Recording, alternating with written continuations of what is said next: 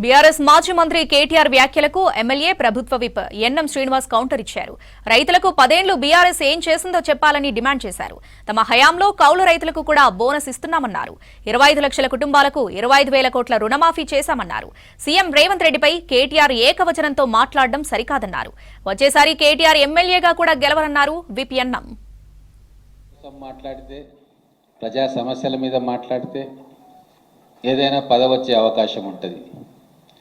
కానీ కేవలం సీఎంను తిట్టడానికే సభ పెట్టి తిడితే ప్రజలు అసహ్యించుకుంటారు.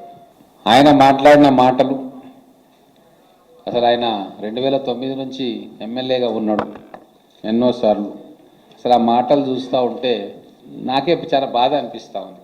మరి కేసీఆర్ దగ్గర ఏం నేర్చుకుండో, కేసీఆర్ మాకెవ్వరికి తెలియదు కేటీఆర్కి ఏం నేర్పిండో అని చెప్పి మేము అనుకుంటే, ఈ బూతులు మాట్లాడడం, చిన్న పెద్ద లేకుండా వయసు తారతమ్యం లేకుండా తిట్టడం, ఇది పక్కగా కేటీఆర్కు నేర్పిడు.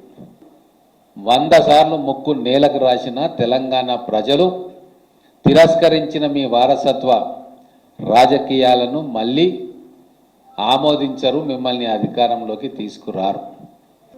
25 లక్షల కుటుంబాలకు 20,000 కోట్ల రూపాయలు ఏకదాటిన ఒకటే దెబ్బకు రుణమాఫీ అయింది.